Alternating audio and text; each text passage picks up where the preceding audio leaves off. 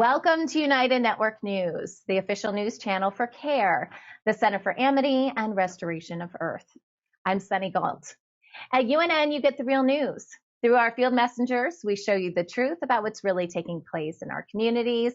We also bring you stories to help you remember who you are and why you're here, as well as regional stories that impact the people. And our World Situation Report reveals what's happening throughout the multiverse. We are here to restore Earth. In the U.S., it is Friday, January 5th, 2024. We're taking a trip to Constanța, Romania, on the shores of the Black Sea.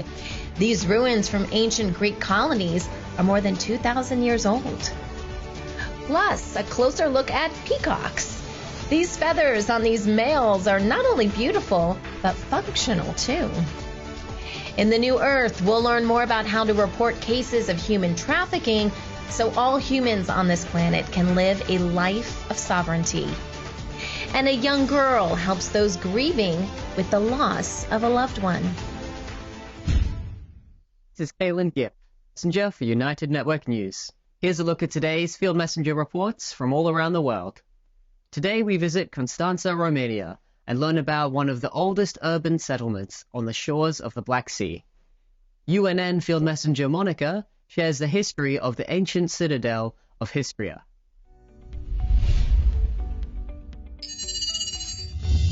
Hi, Monica here, field messenger for UNN, reporting from Romania. Dobroja is this magical land in the southeast of Romania, spectacularly bathed by the waters of the Black Sea, the Danube, and the Danube Delta. Rich in fortresses, decorated with gorges, hills, and mountains, who also have the Sphinx of Dobroja, and many other megaliths that scientists compare to stargates that connect to other dimensions. Histria is one of the most important fortresses in Dobroja, and its name comes from the ancient name of the Danube River, Istros. Histria was a great port city on the Black Sea. The settlement was surrounded by a strong defensive wall. It was supplied with water through pipes, which supplied the thermal baths. Based on trade and crafts, and not only that, the city had become so prosperous, wealthy and influential in the area that it minted its own silver coins, with an interesting symbolism. On one of the sides, an eagle and a dolphin were represented, the city's emblem. Fishing in the Danube Delta was practically one of the main occupations of the Histrians and an important source of income. Thank you for listening. Bye. The male peacock is a symbol of natural beauty and vibrant colors that captivates with its extraordinary display of feathers. UNN field messenger Emma tells us about this magnificent bird.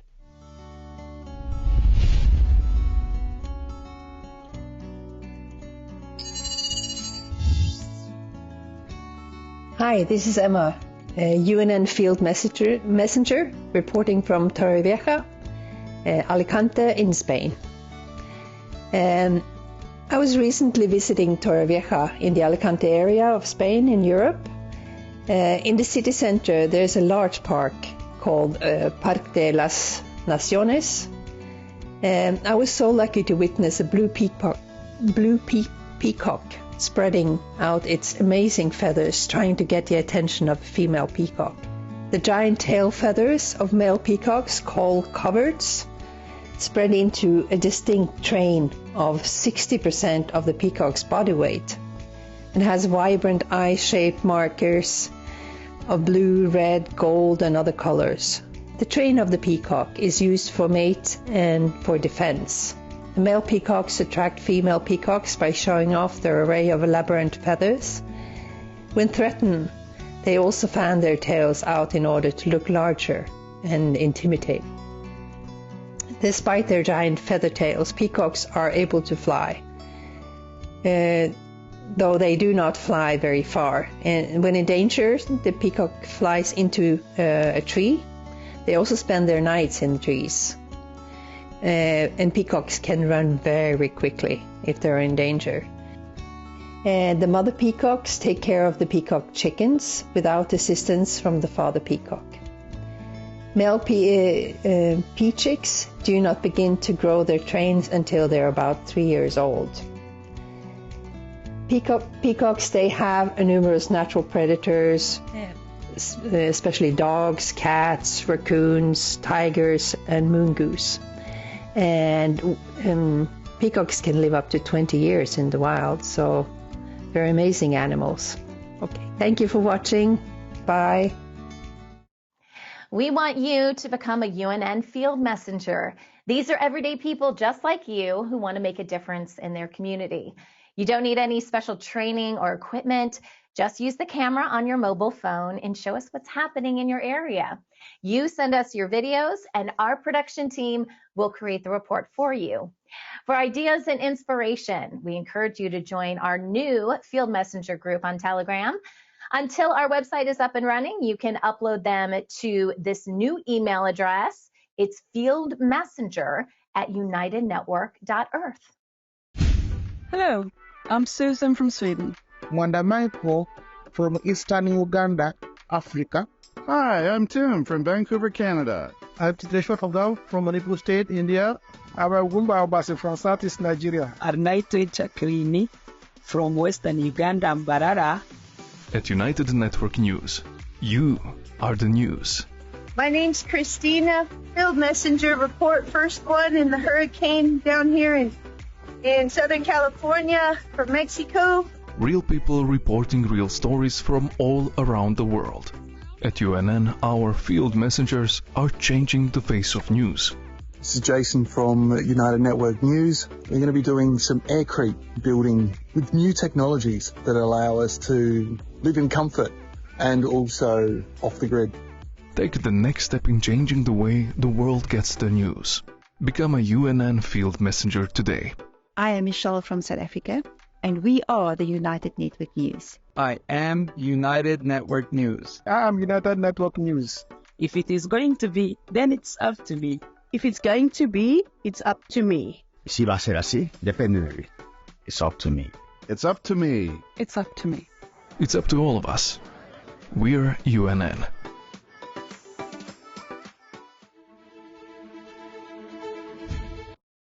Human trafficking is a violation of a person's sovereignty. There's no place for it in the new earth. But to remove it, we're going to need everyone on guard and aware. Now, we have talked about the indicators of human trafficking before, but what should you do if you believe someone is involved? Dr. Ludi Green is a human rights advocate who educates others about the patterns of human trafficking and helps empower survivors.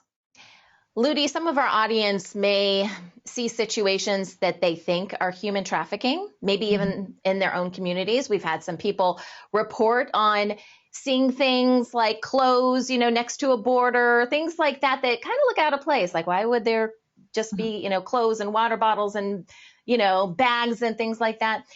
If you see something that you think is out of place, what do you do, especially as it relates to human trafficking? Well, first of all, if it's something immediate and it's danger, you call 911. Now, if it's something like it can wait an hour or so, you can call the National Human Trafficking Hotline, which is 1-888-373-7888. People need to have that. And I'll be happy to repeat the National Human Rights Hotline, Human Trafficking Hotline, 1-888-373-7888. Now, what to report? You need to remember the location and time and the day when this has happened. You have to be observant of what's happening. So take a note of that. That is very critical because you can just say, well, this happened. No, time and place and all that. Physical appearance of suspected victim or trafficker. How do they look like? The victim and the trafficker. observations of heavier interactions, conversations, there were fight, what type of arguments, what did you hear? So be mindful and look at it and observe and take notes. Now, your name and contact, if you're comfortable, you can say it. If not, you can keep it for yourself. It can be confidential. Do not ever confront traffickers. You cannot do that. It is extremely dangerous. You cannot. So you keep it for yourself. And that's why we have, our justice system to combat this, our police officers and all of them. So you do not want to alert them of suspicion. You keep it just to yourself, and you think this person is suspicious, you keep it and you talk to the authorities, but not to them directly. Better to be safe, and if you're not sure and if you're suspicious, you should call. And you call, if it's urgent, like I said, the 911, or if not, the National Human Trafficking Hotline. So some people that are watching this may be a little hesitant to reach out to authorities because we have heard situations where law enforcement has looked the other way with this, or even has been involved in some manner, or at least been paid to look the other way, or whatever. So what advice do you have for people who might be hesitant to say, well, geez, they're not going to do anything about it, or what if they're in on this, or, because there are organizations out there that claim that they are doing XYZ when really they're on that side, and having that facade just makes it easier for them to accomplish whatever they're trying to do. So how do you know who you can trust in this? Then I will go to organizations like the hotline, which is like associations or group of people who, like myself, that were really working for the victims and were really helping them. Okay. And that from there, they have to, see who they're going to refer to. And indeed, you may, in certain circumstances, you may be right. Authorities may be even involved. But when we're calling our hotline, that they're really working on this, and this is their whole work, their life work, like mine, we are not going to let anything happen like that. Then avoid the 911 and just go straight to the National Human Trafficking Hotline. And then what do they do on that end, just to give people some perspective? What does the people that work for the hotline, what do they do? So normally the people who they rescue victims, normally they will move them to a safe place. So they will be in a safe place, like a shelter for just human trafficking victims. And from there, they come experts, they work with other groups that we will bring resources, like my former organization that we provide, like the employment, psychologists, psychiatrists, doctors, to help come over and just, take over these individuals and basically give them their life back. Yeah. It sounds like it's a process, though. It is a whole process, and it takes a long time. Our first victim that came in the year 2005, in partnership with Manpower, the largest employment agency in the world, who was referred to us by Sisters of Charity in Washington, D.C., Southwest area. I remember clearly it took us over 2 years to get her on her feet. She came with no name. She told me a name. We didn't have any IDs. Had to recreate everything. It was very difficult. But right now, I can say it's a successful case, a person who's doing really well right now, and is a voice for others. A nonprofit organization based in Phoenix, USA, called Soul Survivor, Inc., is helping human trafficking survivors reclaim their identity by removing or covering forced tattoos. Survivors often carry the emotional burden of their past, symbolized by these forced tattoos, even after escaping their traffickers. Soul Survivor, Inc. offers a pathway to healing, helping survivors break free from the chains of their past and reclaim control over their bodies.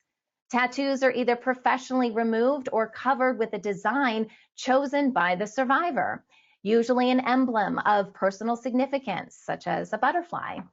The process, described as liberating by survivors, is funded by financial donations and carried out by volunteer artists who are compensated for their materials. The organization, founded in 2016, supports more than 1,000 procedures annually at no cost to the victims. It operates in 56 cities across 22 states and aims to be present in every state by 2025, expanding their network of artists and supporters who share a heart for service. The work of Soul Survivor highlights a compelling intersection of social support and artistry, drawing attention to a frequently neglected component of the rehabilitation process. Through the modification or removal of these physical reminders of past abuse, Soul Survivors Inc. supports survivors in moving forward on their healing path, showcasing their tenacity and courage in overcoming hardships. In a progressive step to challenge gender norms within Kenya's transport industry, the Flown Initiative, based in Nairobi, has partnered with the Kenya Bus Service to train 5 women as professional conductors. This move is seen as an effort to elevate the status of women in an industry typically dominated by men and often associated with aggressive behavior. The Flown Initiative aims to create a safer and respectful transport environment for women and girls. Their training program focuses on professionalizing the role of conductors, equipping them with the necessary skills to provide effective service and handle challenging situations. This includes first aid training, handling harassment situations, and improving passenger engagement. With the completion of the training, these women will be empowered with skills to empower them to secure better job opportunities and disrupt the stereotypes associated with the role. The initiative, a part of Flown's Women in Transport program, extends the vision to see women not just as conductors, but as drivers and eventually as public service vehicle owners and managers. Despite facing obstacles stemming from traditional gender roles and industry prejudice, these women are determined to change the narrative and pursue their careers in the transport industry. Also, to alleviate the financial impact of the pandemic, Flown had previously launched a sponsorship program for women in Nairobi's slum areas, assisting them in acquiring driver's license and enhancing their employment prospects in the industry. Through initiatives like these, Flown is changing lives and breaking stereotypes, one woman at a time. A compassionate project pioneered by a young girl is revolutionizing the way we commemorate our departed loved ones. The concept is called Postbox to Heaven and is seen increased popularity across the United Kingdom, providing a special way for people to convey affection and nostalgia for those who have passed. The initiative sprang from a child's longing to share thoughts with her departed grandparents. The first ceremonial postbox, adorned in calming white and gold, was established at a crematorium last winter. The immense public response has since led to its expansion to more than 40 sites across the nation. The impact of the first Letters to Heaven box was profound, resonating with those longing for a connection with their loved ones during special occasions. The concept was quickly embraced by funeral service providers and even noticed internationally. The encouraging feedback has led to a pledge from a major independent crematoria and cemeteries operator to establish memorial postbox at all of their sites. An estimated 3,000 heartfelt letters and messages have already been deposited into these memorial postboxes. These postboxes have emerged as a source of solace, offering therapeutic benefits to the mourners. By providing a unique and emotional outlet for individuals to express their feelings, it aids in the grieving process.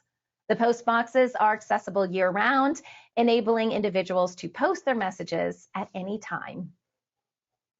Want to share news from UNN with friends and family? Memes are a great way to get that conversation going, and here is today's UNN meme of the day. It is a quote from Ground Command back in October of 2022. It says, "Our Creator has His own time, a master plan for each one of us. You have to just wait and listen." Life is so much easier when you understand that the universe wants what is best for you. The master plan is all about growing and learning, which may include some tough lessons, but it's all about what's best for us. Life may not come with an instruction manual, but the Creator always gives you the answers you need when you need them. To see more memes just like this one, you can follow our Meme Team Telegram channel at UNN Memes. Share them on Telegram and any other social media channels where you still have an account. Now, a look at regional stories around the world. Nearly 10,000 prisoners are released by the Myanmar military. Learn more about the pardon and its impact. Hundreds of schools in India are getting a big upgrade with state-of-the-art facilities. It's all part of a plan to position India as a global leader in education. Recent tests find lots of plastic-related chemicals in supermarket and fast food products, causing all sorts of issues in humans. And in Italy, hospitals face a severe crisis due to overcrowding.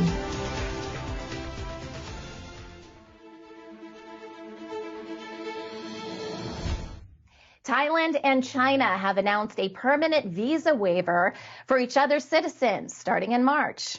The decision comes after Thailand's successful visa waiver trial for Chinese nationals in September, which attracted more than 22,000 Chinese tourists in the first 2 days. Despite the positive response, the Tourism Authority of Thailand has admitted that it's still behind its goal of 4 million Chinese visitors in 2023, attributing the shortfall to a lack of low-cost flights and safety concerns. The latter emerged due to rumors of tourists being kidnapped and a shooting incident in Bangkok last year that killed a Chinese tourist. China is also employing a similar strategy, having initiated a visa-free trial for tourists from several European countries and Malaysia. Myanmar's military government has announced the release of nearly 10,000 prisoners, with 114 of them being foreign nationals in honor of the country's Independence Day. The political climate in Myanmar has been unstable since a military coup took control in February of 2021, stifling a decade of democratic progress. Despite this, thousands of people are eagerly waiting for the release of their loved ones. The military junta stated that the foreign prisoners' pardon was based on maintaining international relationships and humanitarian considerations, planning to deport them in due course. In northern India, a significant initiative is underway to upgrade and develop more than 900 schools, aiming to provide modern, state-of-the-art facilities to students. This upgrade is part of the first phase of schools for Rising India plan, intending to increase access to quality education across the state. The initiative is part of the broader National Education Policy 2020, aiming to position India as a global leader in education. The project will benefit roughly 50 million children enrolled in various courses across the state. Funding is also being allocated for infrastructure upgrades in secondary schools under a separate project. The new facilities to be implemented under the School for Rising India, that plan, it includes smart classes, digital libraries, science laboratories, computer labs, and more, furthering enhancing the learning environment for students.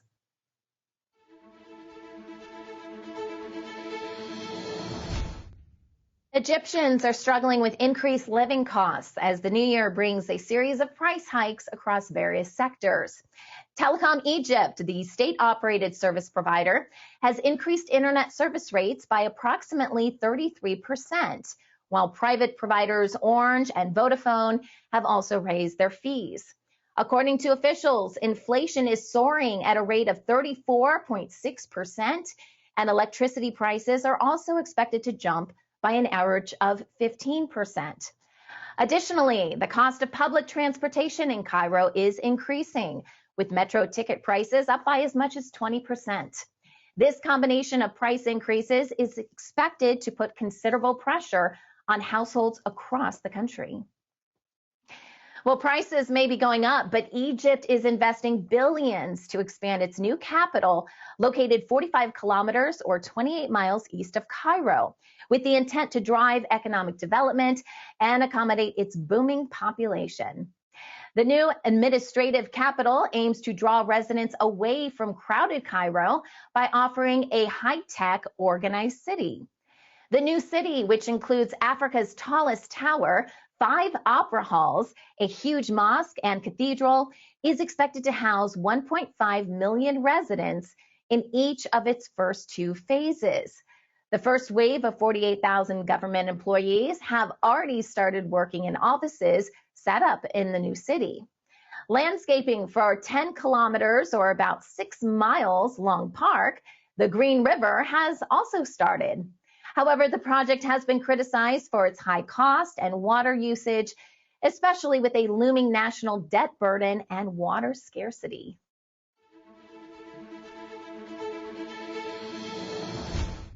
Recent tests by Consumer Reports indicate a widespread presence of plastic-related chemicals in supermarkets and fast food products. Out of 85 foods tested, 84 contained plasticizers or phthalates, while 79% had traces of bisphenol or BPA and other bisphenols. Both chemicals can interfere with hormone regulation, potentially leading to health issues such as birth defects, cancer, obesity, and diabetes. Although none of the tested foods exceeded current U.S. and European regulatory limits for these chemicals, scientists have not confirmed any safe levels of phthalates. Variations in chemical levels across similar products suggest potential for reducing their presence in foods. The consumer group has called on regulatory bodies, including the U.S. Food and Drug Administration, to reassess the safety of these plasticizers in food production. A molecular farming company called Moolec Science has reportedly begun producing soybeans that contain pig proteins.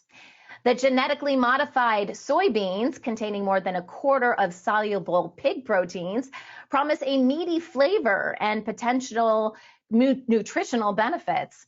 Though awaiting full analysis, they are expected to enhance the taste and texture of plant-based foods, addressing consumer disappointment with the current plant-based offerings. These quote-unquote meatier soybeans could improve the quality of meat products with low meat content, providing a cost-effective solution.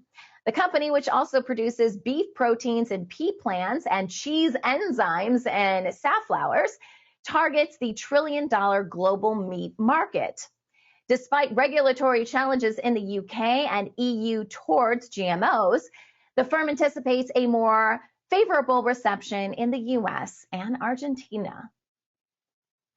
A federal lawsuit has been filed against 3 Georgia state agencies by families who claim their children's mental health conditions deteriorated due to extended periods of living in institutions. The families allege these institutions failed to provide adequate in-home care, resulting in a violation of federal laws, including the Medicare Act and the Americans with Disabilities Act. The lawsuit points out that prolonged institutionalization has led to worsening symptoms in children, increased emergency room visits, and frequent admissions to psychiatric facilities.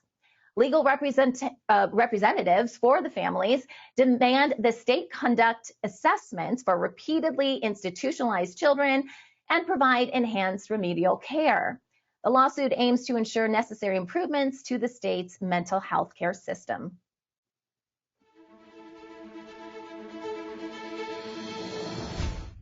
Italian hospitals are facing a severe crisis with increasing patient admissions causing severe overcrowding. The situation is worse in Rome, with more than 1,000 patients awaiting admission. The rise in admissions, primarily due to respiratory diseases amongst the elderly, is putting immense strain on their system. To make space for emergencies, normal hospital admissions have been halted in places like Lombardy and Milan. Unfortunately, the situation is not expected to stabilize soon, despite regional efforts to combat overcrowding. The crisis is taking its toll on healthcare workers, many of which work through the Christmas period without a break. The situation remains critical, with an expected increase in influenza cases as schools reopen after the holidays. Junior doctors in England have initiated a 6-day strike. It's the longest in the National Health Service's history. The action, taking place during winter's peak demand, is due to disputes over better pay and comes amid a spike in inflation. The strike has led to increased pressures on the NHS, where millions of people are on treatment waiting lists. Despite agreeing to pay deals with other healthcare workers, the government has refused similar agreements for junior doctors, citing inflation concerns. The British Medical Association is demanding a 35% pay increase, rejecting the government's 8% to 10% offer. The strike is expected to severely impact planned care and adds to existing pressures of seasonal illnesses and staff absences. The government says resolution discussions are open, but insists on a halt to the strikes. England has seen an alarming increase in homelessness, with a 40% rise for the last 5 years due to escalating property prices and cost of living. The issue is more common in rural areas than most cities, including London, with every 15 and 100,000 people being homeless across England. The crisis is linked to an economic downturn that began in 2022, which resulted in the highest inflation in decades and record-breaking house prices. Lack of affordable housing, fueled by increasing costs for second homes and vacation rentals, such as Airbnb, has worsened England's cost of living crisis. The average house price in rural England is a steep £420,000 or $535,000, and 300,000 people are waiting social housing. The Center for Cities estimates the country needs 4 million additional homes to solve its housing crisis, which could take up to 50 years. French supermarket giant Carrefour has stopped selling certain PepsiCo products, such as Pepsi, Lay's, and 7-Up, in its stores across France, Spain, Italy, and Belgium. The move is due to what the retailer terms as unacceptable price increases. This action affects more than 9,000 stores, which make up 2/3 of Carrefour's total global presence. Customers have generally appreciated this move, with many noting the rising costs of these products. Carrefour's decision is part of a larger battle between retailers and food companies about surging prices driven by inflation. This move by Carrefour and other supermarkets to negotiate price cuts could have significant implications for consumers, as it may trigger further product delisting, leading to reduced availability of desired items in stores. European Union's decision to waive visas for the Schengen zone has sparked enthusiasm amongst Kosovo residents who previously had their travel options severely limited. Kosovo was the only Western Balkan country requiring its citizens to have visas to enter the European Union. Despite fulfilling all the requirements in 2018, concerns about potential mass migration stalled the decision. While Kosovo's statehood is acknowledged by more than 110 countries, its citizens could potentially travel visa-free to fewer than 20 states. This development is seen as an opportunity for employment by many in Kosovo, one of Europe's poorest countries. Despite the excitement, citizens are urged to adhere to the Schengen rules, allowing a stay of 90 days out of 180 as tourists, but not for work. Extreme weather conditions across Europe have left thousands without power and caused multiple travel disruptions. In Nordic countries, temperatures plummeted to below -40 degrees Celsius or -40 Fahrenheit, leaving drivers stranded and causing many school closures. Meanwhile, Western Europe has experienced heavy rains, leading to floods in France, Germany, and the Netherlands. These weather conditions have resulted in one reported death in France, with several towns flooded after days of continuous rain. In the UK, a storm named Henk caused a power outage. It disrupted transport and flooding, with more than 300 warnings in place across England and Wales. Extreme weather warnings were also issued in Russia as temperatures dropped to -30 degrees Celsius or -22 Fahrenheit. In Germany, Berlin's local community is bringing post-Christmas cheer to the city's zoo animals in a very unique way. Unsold Christmas trees, which would otherwise go to waste, are being donated to the zoo. The annual event, which took place again this Thursday, allows animals like elephants, European bison, and reindeer to interact and feed on the trees. The trees provide a nutritional supplement and a form of entertainment for the animals and us too. The zoo ensures the safety of the animals by accepting only fresh trees from selected vendors and rejecting any trees from the public that may contain harmful substances or decorations. Want the latest updates from UNN? Be sure to follow our channel on Telegram called United Network News Channel. This is our official Telegram channel. It's where you'll find direct links to our newscasts and our in-depth field messenger reports. And we would also like to introduce you to CARE's new Health and Wellness Department. Newly ratified, you can connect with the Center for Health and Wellness of Earth, or CHWE community, by joining the Telegram channel.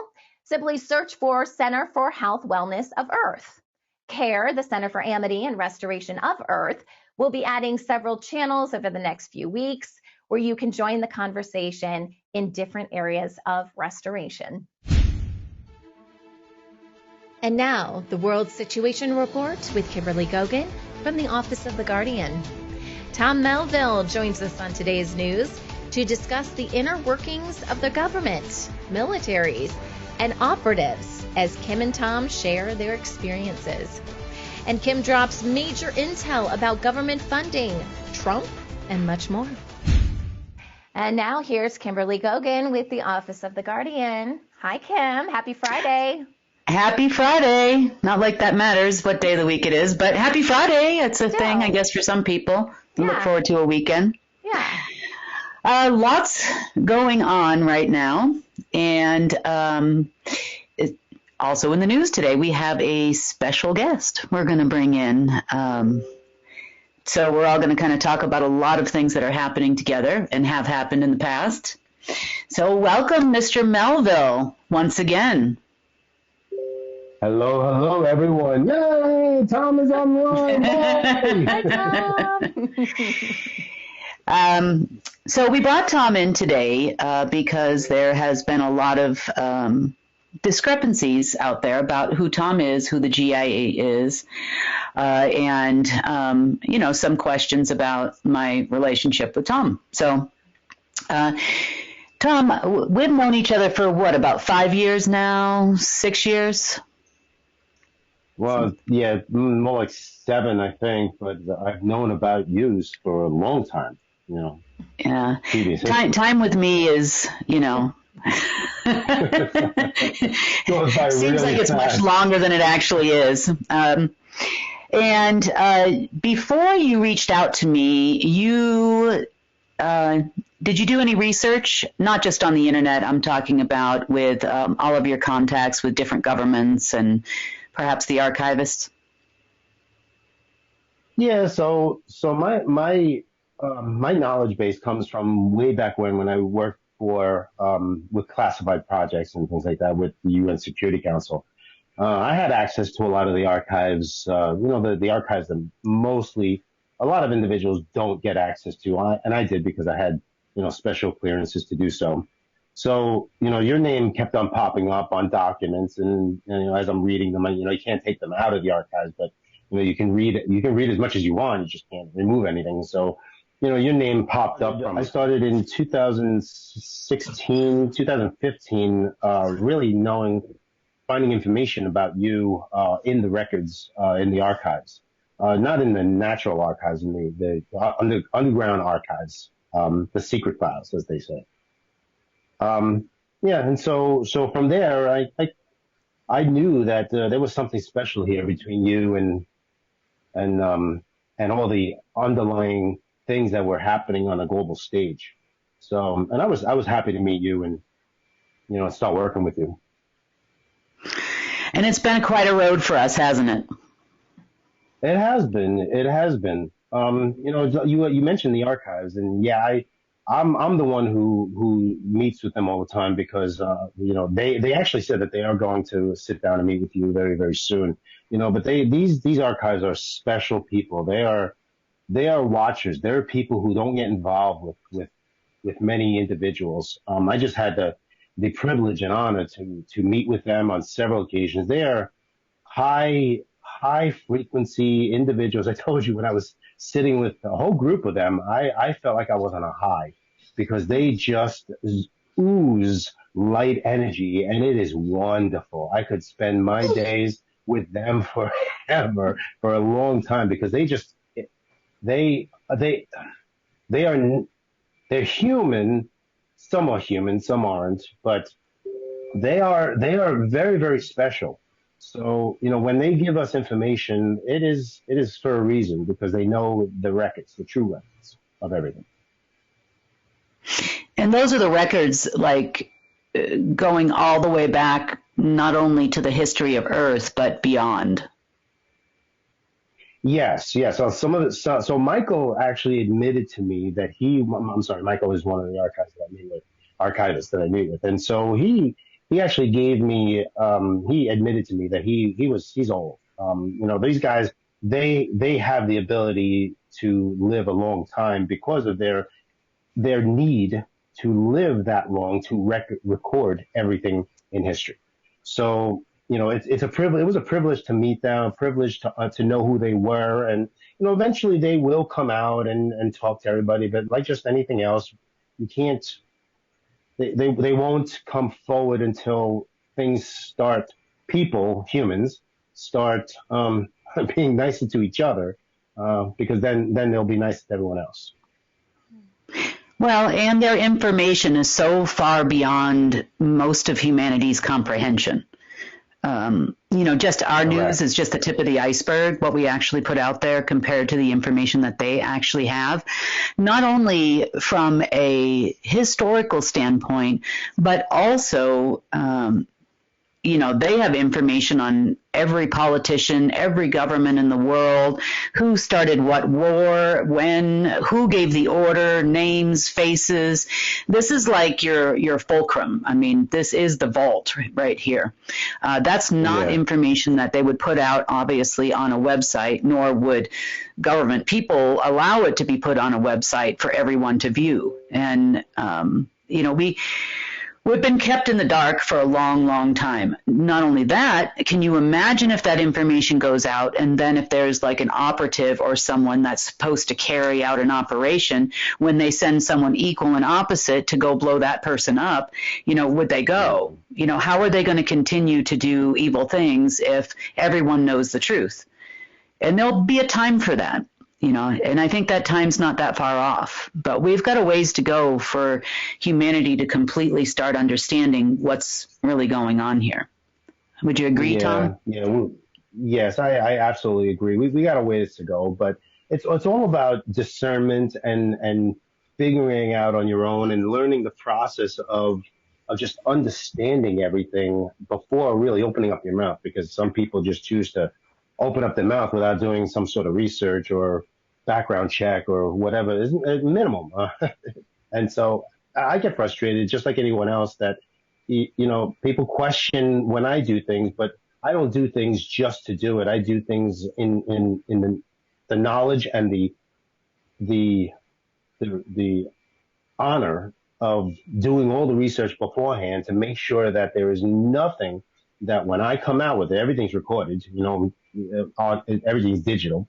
So voice, everything. So when I come out with it, it has to be accurate, very accurate.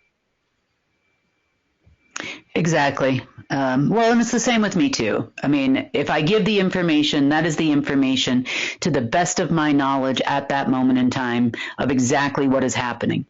Now, some of that information does come through Tom. And some of it doesn't. Matter of fact, Tom and I have kind of an inside joke. I call Tom the last Boy Scout, because I'm like, you're such a Boy Scout, Tom, because he always wants to believe the best in people, that he can change these government people, these generals, these deep state people, that he can actually turn them around and say, look, because there's this whole thing that Tom has, it's called common sense. And he does these whiteboarding things. Tom's a whiteboarder also. And he'll map out things all the time about, what's the best strategy to get everybody to understand that there's no money over there and that there's money over here, or to get people to understand why that war is not going to earn them any money, or why, the next alignment with Uranus isn't going to work out, because he also gets the same information from me most of the time from the archivist, and we match. So let me just answer that. I think that's why our relationship is so special, and why I've stuck with you for such a long time is because the information that I get has nothing to do with you at times. That when we speak, it meshes all of it. The data, the generals. We'll talk about them too as well, because the generals, because they call me. All the military and the intelligence folks, and they don't call you, and they call me, and and I have to be the in-between guy, which you never want to be the in-between guy, because you get all the crap. So, but I'm always constantly saying, let's put her on the phone, let's discuss this, let's figure it out together, and they have their own way of doing things, and by acknowledging Kim and her capabilities and who she is, makes it all real and takes their power away.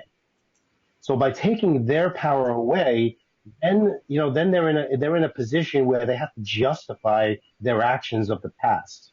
And justifying those actions aren't necessarily a good thing for them, because then they have to come to terms that they are not in control. That there is a higher power. There were always a higher leader above governments and military, because they think they're high rank. There was always somebody above. Right. Yeah. Exactly. So. Okay. So real quick, let me just talk about. I'm sorry. One more thing. So I wanted to talk about money and movement of money, if we can. If you want to talk about this.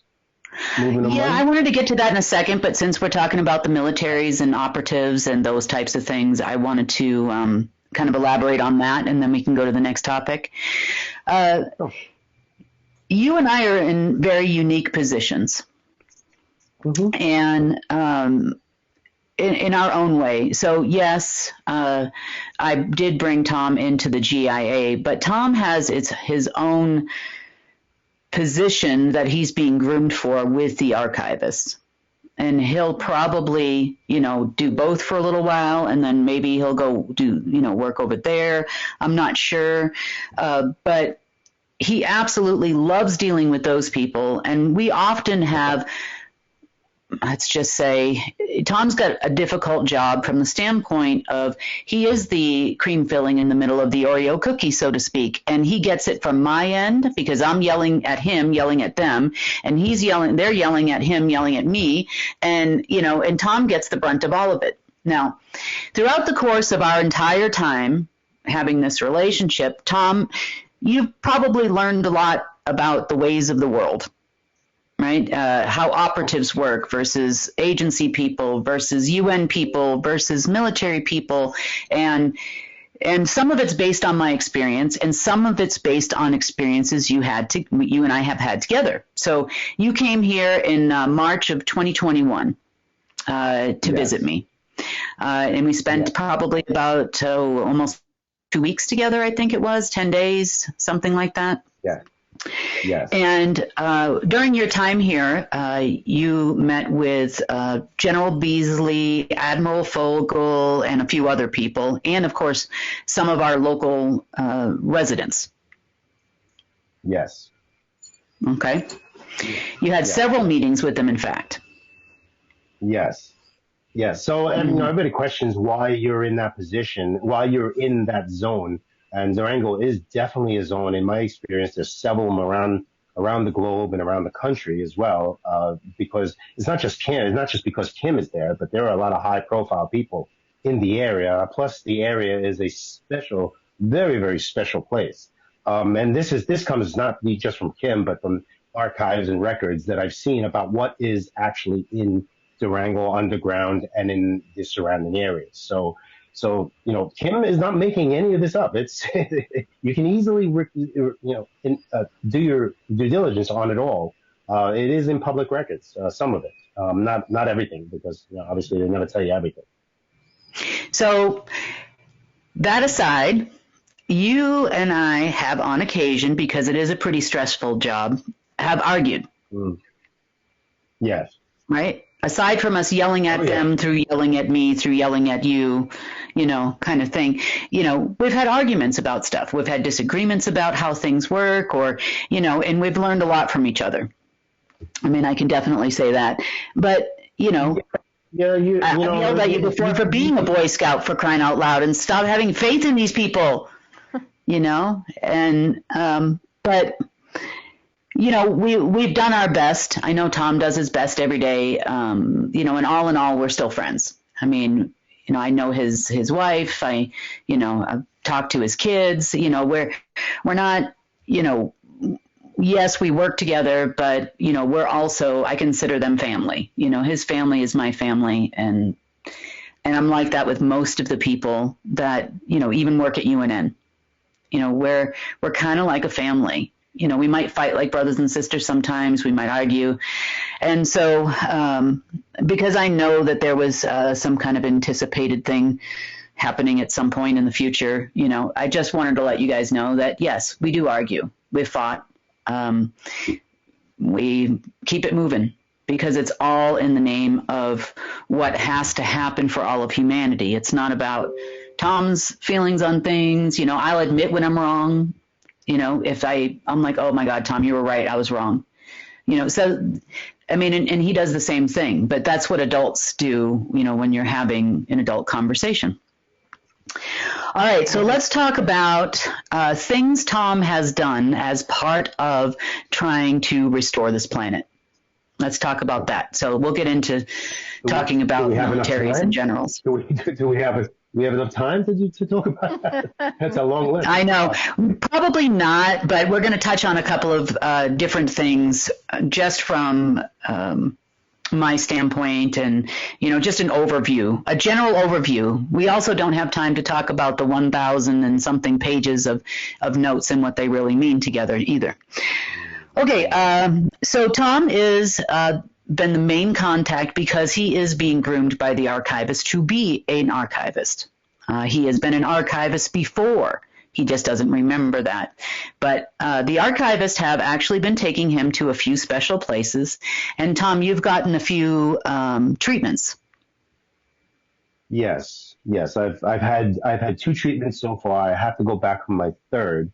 At every step, there is knowledge and information that I learn, and that comes to me, and that is shows me the path of not only where we're going, but where we've been, and it gives me clarity on structure, clarity on you, clarity on the system. A lot of it almost like you can equate it to a download information that I wouldn't have had previously, because they are grooming, or let's see, I don't like the word grooming, but they are showing me the way to help humanity like they do. Right. And basically the treatments that you've gotten have done, body scans on you, and they can tell you when you ate the wrong foods. They put them on a special diet. Know this, know that. And I know that there's been a few, I would call them upgrades. They're helping, because we have lived in the past in a very dark, difficult world to exist in. And the archivists, and this is something that actually came up recently, Tom, the archivists, like many of the others that have come here, and now you're all human, have a way of, for security reasons, I would say they have kind of blocked you from seeing who you really are, and in turn also blocked other people from seeing who you really are, till such time it was ready to remove the block. Now the archivists have that. So yeah, let me if I can just answer that real quick. So the last treatment was a memory regression technique that they used on me to actually bring out those memories. And I actually never told you about that, but a lot of information that we share together, you and I, is for a purpose. We are here you are, Sunny is, we're all here for a purpose.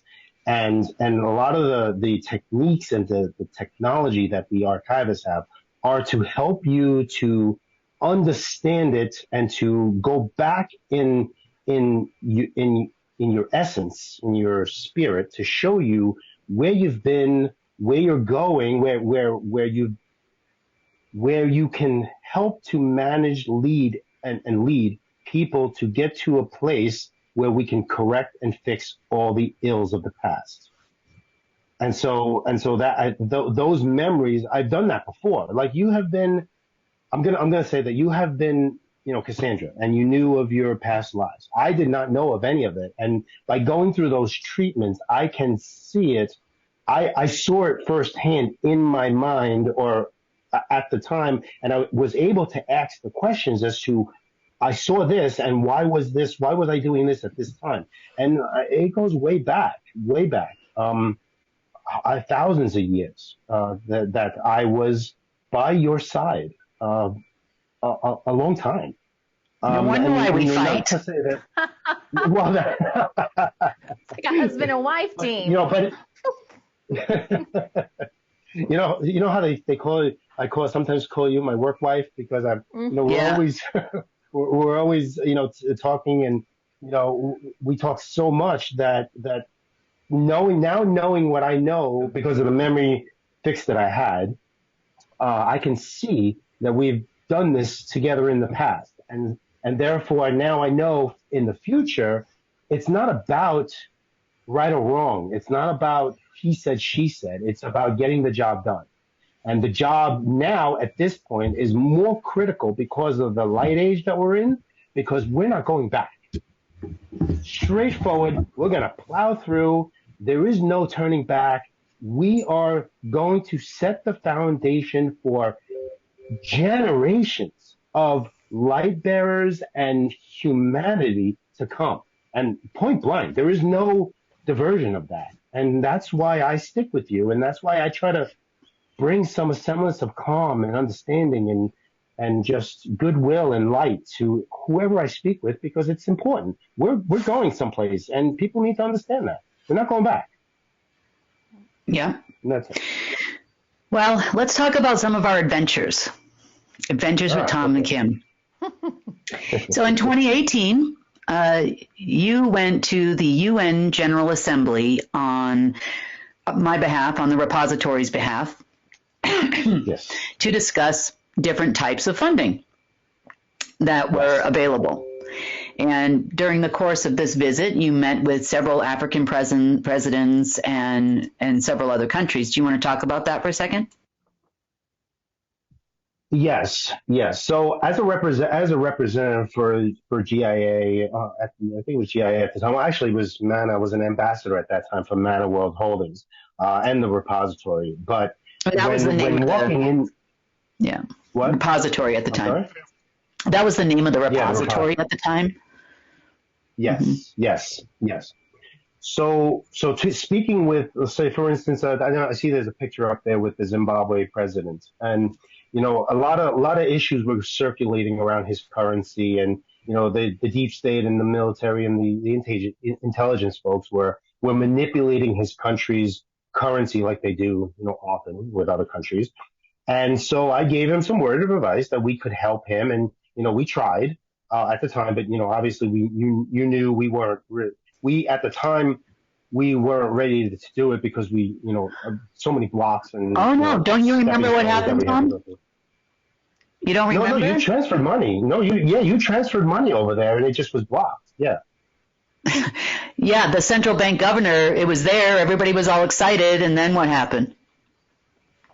Yeah, and then somebody stepped in and decided that they didn't want to threatened everyone and to murder everybody, and decided they didn't want to. So my only word of advice for the Zimbabwe president was to just shut down his currency completely and restart a whole new currency and a whole new currency platform.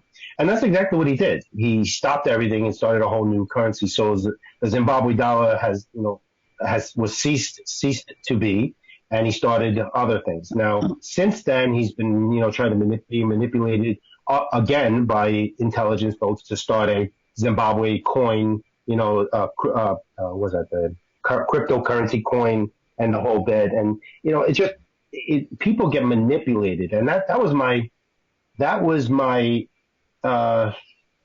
understanding when speaking to a lot of the high profile presidents and central bank governors at the time when I met, because I didn't tell you everything who I met there, but I had access to pretty much all of the central bank governors and their liaisons and all of those folks, and they were all telling me the same thing. Their countries are being manipulated.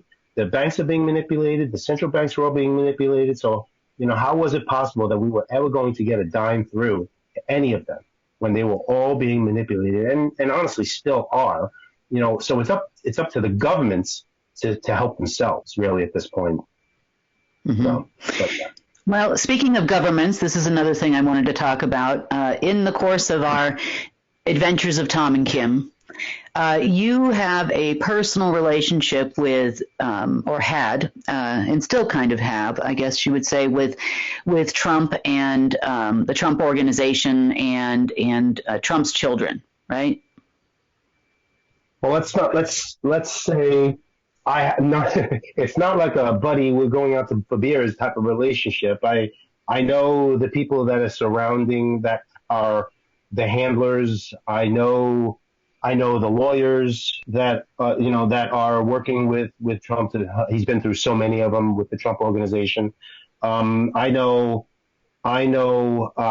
the family members that choose to come visit me personally rather than on the phone because all communications are compromised, and so that's how I know them. In order to try to warn them, I've sent several warnings, not only to the family members but to the lawyers, and that they needed to turn around everything that they're doing because it was going to fall flat and it was going to ruin their name. And nobody wanted to listen. Nobody listens. We try to do things, yes, to prove to ourselves that we have the rights to, the ability to help them. But if they don't want to help themselves and to get out of the mess that they're in, then that's their own problem, right? We can only do what we can do to help. And then you also have visited Bedminster. Yes. Right. And you had conversations with people there. There was supposed to be, on one of the several trips, there was supposed to be a face-to-face meeting that you were prevented from having based on your relationship with me. Yeah, getting access to those locations is very difficult because obviously that they are handled. All the individuals are some sort of agency folk. They are told, don't let this guy in because he's going to manipulate or whatever, or he's going to expose the truth of it all. And nobody's looking to burn anybody. No, nobody was looking to do anything. We just, you and I have been down this road and on this journey to just inform and get them to turn around and do the right thing for not only themselves and the agencies and society, but to, just to make sure everybody, to create a win-win situation for everybody. And they just, and in one of your conversations, it was right about, I think it was Don Jr.'s 40th birthday. Mm-hmm. Did he confide in you what they wanted him to do on his 40th birthday? Or what his father took him to? No, he didn't know. No, never really confided in me. That's something that we both know through through our past histories that these things exist. That there are rituals, there are things that are unsaid, that are done, but that are unsaid. But everybody knows about it. When you're in the circle, you're in the circle. Everybody knows about it. And so when his 40th birthday started coming around, you kind of knew, knowing what you know, that those things were going to happen, whether it's going to be close to his 40th birthday or beyond his 40th birthday, depending on, the sun, the moon, the stars, the alignment of this or that. You know that something is going to happen. And so there were notes being passed back and forth, and an understanding of, don't do this, please. You don't have to do this now. It's not worth it. It's, this, what you're being asked to do is no longer going to be viable in the future to come.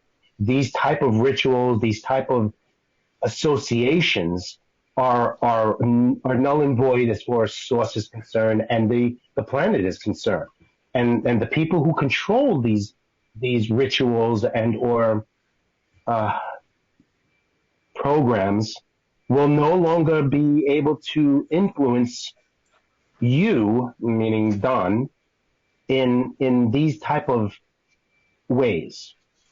And that's the kind of information that we try to get out to anybody who especially myself, because I've been around for a long time. Anybody who I know is going to start going through those type of rituals, to get to the leadership, right? Because everybody thinks they have to go through a ritual in order to be accepted into the club, right? It's a special handshake and this and that and whatever, and I avoided that like the plague. I mean, trust me. I mean, I was asked to be in all sorts of secret societies and all of it, and I avoided it. I'm not, like you said, I'm a Boy Scout. I do what's right. I keep my nose clean. I'm smart. I back myself up. I know people. I have my own, what do you call it? Coins. I have my markers. Yeah. I have my markers that those in the business are essential when you've done so many things to help people in my past. Those are the things that I hold dear and tight, because I know that not that I would ever want to burn anybody, but that it is something that they can't take away from me. Mm-hmm. Yeah. Well, speaking of government people and how all political families are initiated in one way or another. I mean, pretty much would you say and agree, if you are a president or have been a president of pretty much any country in the world, prime minister or otherwise, would it be fair to say you went through that 40th birthday ritual? Oh, yes, absolutely. Absolutely. Anybody who is in a position of power has always known, from a family lineage standpoint, that they were going to have to go through some sort of secret society ritual in order to be part of a global organizational structure for power and control.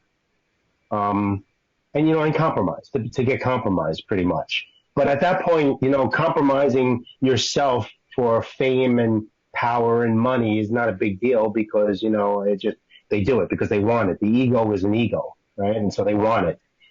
So they see nothing wrong with it, except when they get to the point where they see they have to, murder somebody or do some horrific thing to a child and or someone else.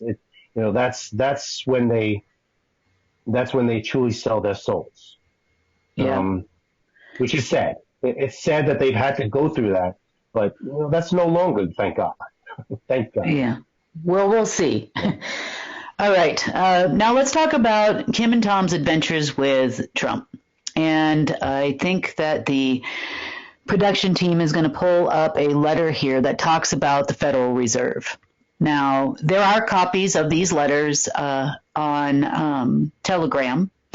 You can look us up. It's United Network, and then it says CARE in parentheses if you want to see the actual letters. So this letter here, I actually did before I met Tom, and it was delivered, but I couldn't figure out if he was such a good guy, why didn't he act on it? Now, this letter tells the story of about how the Federal Reserve agreement with the government had expired, and how we wanted to nationalize the Federal Reserve. We wanted to turn the city of Washington, D.C. and all its liens back over to the government. Because remember, at the time when I did this, I thought the government was a heck of a lot better than they actually were.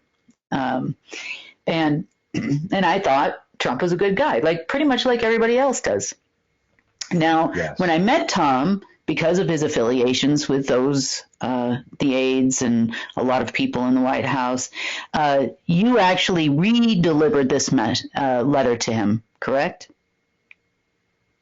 Yes. Well, I just want to be clear about something. So I never met Trump when he was around, but I do have affiliation to get pretty much anything I need, as you know, as anybody who has helped individuals in the past to correct their problems. I guess you could call it a fixer type of thing. And you know, sometimes you're not happy with your past, but I did things, and I did them, and receive favors from people when I needed to do certain things. And I chose to use a favor to be able to get this document onto his desk so I can confirm that he actually saw the document, so that if he made the choice and decision to not follow through, then I know that at least it doesn't come from hearsay or somebody else or a third, fourth party individual. It came directly knowing that he saw it on his desk and chose not to act on it. And so our relationship is just that, is to make sure that whenever you do something or whenever I do something, that it is acknowledged, understood, and it's factual. And there's no ifs, ands, or buts about it, because it's important. This letter could have changed a lot if he would have just acted on it with us. Now, just in case anybody here doesn't know, the Federal Reserve, you can read the book, The Creature from Jekyll Island. It kind of explains the Morgan family and all of that. But the secret board behind the board of the Federal Reserve has always been the Order of the Dragon. You could also call it a Khazarian mafia organization, just in case you don't know. Some people use that term. But essentially, you're looking at the Rothschild family, the Chinese Lee family, the Lee family, L-E-E, of Singapore, Bauer. You know, you can name them all, because names. They interbreed with other groups and have different last names. But the names are these ones. So if Trump was actually fighting the deep state, if he had actually partnered with us, right, at least the administration, and we could have nationalized the Federal Reserve a long time ago. Now, this letter is 6 years old. And I even sent it over a diplomatic channel. And yes. Right. So I also explain in this letter that the Federal Reserve agreement to issue money on behalf of governments worldwide ended in July of 2012. July 15th, actually, is the date on this letter. And that was when that expired. The year before, on June 15th in 2011, the agreement between the Alpha system to provide monetary, I guess you would say, monetary liquidity through the entire banking system expired. So we no longer had an obligation to them. at all in any way. And matter of fact, due to the amount of the ridiculous numbers of that we had in debt coming from the Federal Reserve, because you remember we were not in an asset-based system, we have lived in a credit-based system. So the Federal Reserve owed us ridiculous amounts of money, derivatives all over the place. I mean, you name it, they had it. And when I get a moment, I'll do the real history of the Federal Reserve, because it's not quite as uncomplicated as the creature from Jekyll Island puts it out there as. So basically what he said is, no, I would not like to free the United States from the stronghold of the Fed, because he would have done it at that time. Now, we had many experiences together. Now, for those of you that don't know as well, the figurehead known as the president, and this is of every country, is just a figurehead. So the people that Tom's referring to, that he's saying the ones that he talks to, are actually the ones that are making the decisions. Those are the operatives that are behind and in front, essentially, of the actor known as the President of the United States. Correct, Tom? Absolutely. Absolutely. Every politician, every head of state has been positioned and on purpose to be there as the talking head, so that they can paint the narrative or push an agenda like they've been doing for a very long time.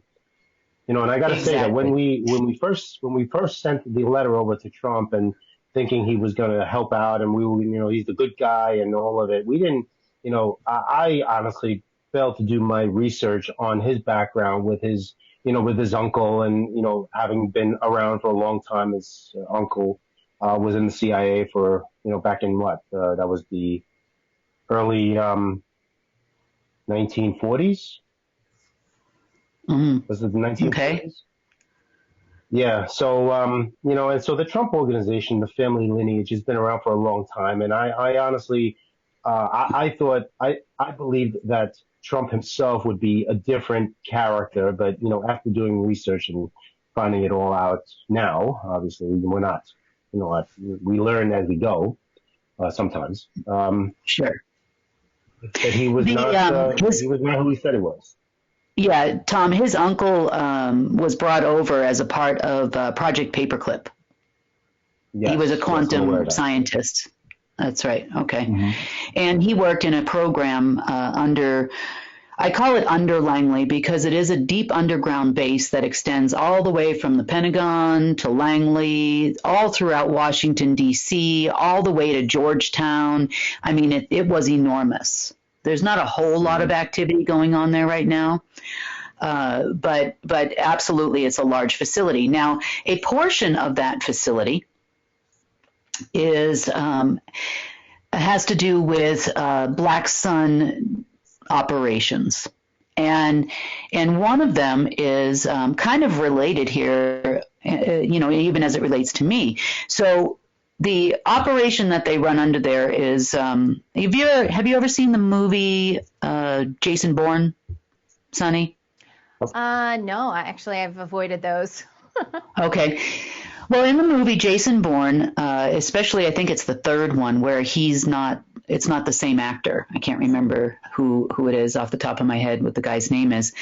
But they actually point out that there's a conditioning program that happens to these in this special project that coincidentally they call Project Greystone, right? Greystone.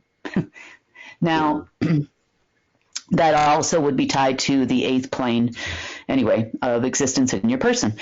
So they go through this conditioning process. Would that be the gray matter in your head as well? Is that why they would call it the gray? Why, yes, it would be. In part, yes. Okay. So they also have pills that they take. And they take these pills, I would say, every day for the rest of their life. And there's some people that have tried to get off of them, but once you do, you kind of get on this death path and everything starts going wrong in your body. I don't know about the newer versions, but they're given to all of their top level operatives. And I'm mentioning this to you because there is a person that runs that program. And the only name I know this person by is codename Mummy, the Mummy. They call him the Mummy because he's really old. And he also came over during Project Paperclip. And he is the one that developed those programs. So more than likely, you could probably say that, you know, what runs in the family stays in the family, because a lot of these scientists were involved with things like Hitler's programs, genetically modifying people in internment camps, concentration camps during World War II.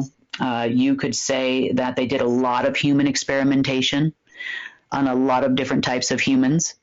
And part of that experimentation was also to make what they called the perfect human. And for them, it would be the perfect human that can be filled with the most amount of dark matter, or they could take on a vril implant through their eye, the vril are very loyal, so they like vril, but with an anti-rejection drug. So sometimes that's what these pills are for. But it can completely change your genetic makeup to allegedly make you smarter. Now, that's not a source thing. That comes from the other direction. So I feel bad for a lot of these guys that have taken this stuff. I have seen the first generation of this stuff. Let's call it the stuff. I don't know. Jason Bourne medicine, whatever it is. The first generation of this stuff started in probably the 70s, because if there are any of them still alive, then they're probably, 60 or 70 years old by now, at least.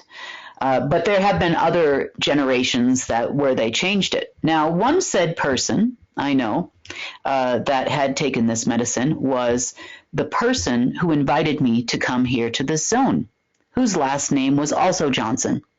And we've talked many, many times about the Johnsons. That's how I learned that depending on which sector of the SSP or the 15 militaries that everybody says I plagiarized, that they are the predominant operatives that get that type of an enhancement program. I also know that my handler at the time, and he was a handler, and I'll tell you on behalf of who, he was Umbrella Military Corporation. He worked for Umbrella Military Corporation. He told me a lot of information. So people think, oh my gosh, you have a handler. What does a handler do? A handler is a person that interacts with you. They also could possibly be interacting with other parts of Langley, but it's above Langley's head, really. I mean, they do a lot of different work for a lot of people. They used to report directly to the Order of the Dragon families, the Black Sun. These are the real operatives. Now, he told me about his time underneath in a facility under Fort Bragg, where he had his entire arm cybergenetically replaced. You wouldn't even know if you looked at it, other than the skin goes in the wrong direction. And that was back in the 1980s. So the fact that we're having humans walk around with no limb, soldiers especially, is ridiculous, because they have been doing it for their special people for years. He's told me about some other genetic modifications that they had done to him over the years, and he's that guy. So I have first account experience with Umbrella Military Corporation, myself personally, for a period that lasted off and on, in person and not in person, probably over the course of 5 or 6 years. So now this person's direct handler was a guy, he was a brigadier general, He is also the man that programmed the Bravo system, which used to be Langley's intelligence system. He worked directly in the restricted area of Langley with what we call the mummy. So that tells you who he is. Now, he was Langley 5. His first name was Jeff. So that is how my handler situation happened and how I actually got here. Now, once he explained to me why I would want to come to Durango, that Durango is a zone, here's how the zone system works, I came. Now, I figured if things didn't work out with these people, then I'm still in a safe zone and he can't do anything to me and neither can anybody else. So I learned for 2 years from these people. I asked lots of questions. I asked in sideways, backwards, up and down, and, left and right. And I learned. Now, so when you say that Trump's uncle, I just wanted to clarify this, okay? Trump's uncle used to work for Langley. That was the capacity that he worked in, very similar to the person I describe as the mummy. Now, let's talk about another letter quickly. Let's bring up the one about Hurricane Michael, okay? This one here was a structured rebuilding plan and emergency relief plan that was given to Trump. Tom, you also delivered it through his aides. Let's call them the aides, yes. The operatives. Yes. Okay. Yes. Right. Yes, everything was delivered. Right. So you can see from this letter, we had a clear-cut plan for the present-day issue, and we had a clear-cut plan for the future issues. Should there be a natural disaster in the United States, then we would have natural disaster centers with which to transport people to temporary housing, whatever is needed, building equipment, generators, all of the things you see that happens when there's a major hurricane. Now, as the second stage of this, you can see on this letter, and this letter is from, I think, 2019, if I remember correctly, 2018. There is a program here, which is what's called a presidential legacy program. Now, every president likes to have a legacy. For example, Eisenhower's highway system, just to give you an example. And then it's Obamacare was Obama. And so they all like to have their special little legacy programs that live on as a part of the United States. So I developed a legacy program called Trump Cares. And that was the building of all the natural disaster relief centers. Now, bear in mind, by the time we had received this letter, I absolutely had already funded a budget, for sure. So he knew I had the capacity. I had given some emergency funding on a few different occasions. We had several issues with the Treasury Department. So this letter had also been issued directly. Now, isn't it awful funny that a couple of things have happened here? Number one, if you live in Florida, you will know that none of the money that was funded underneath here actually went to fund any kind of relief for the people during those hurricanes.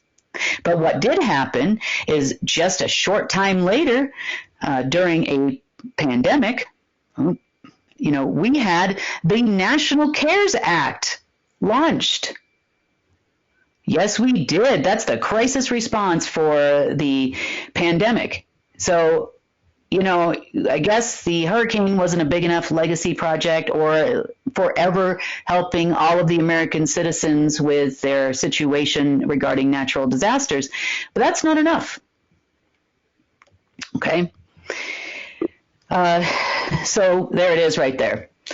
So that's about all I want to say about that. I have a lot of other letters. I have a lot of other correspondence. Tom, you've had a lot of correspondence with them as well, even recently over the last couple of weeks. Yes.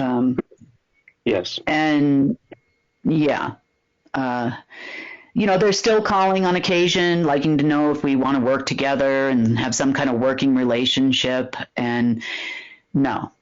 We were even willing to pay the lawyers. We gave an offer to the lawyers to actually make the announcement, meaning they have amassed an enormous billions of dollars in legal fees at the law firm.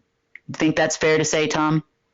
That's several law firms, because he jumped from a bunch of different law firms that just did work for him, and he never paid, so that he hired a new law firm and then made promises to give them money with either Trump bucks or something else, or privileges when he becomes president again, or something like that. And so, yeah, several law firms. Right. So he never paid any of them, though.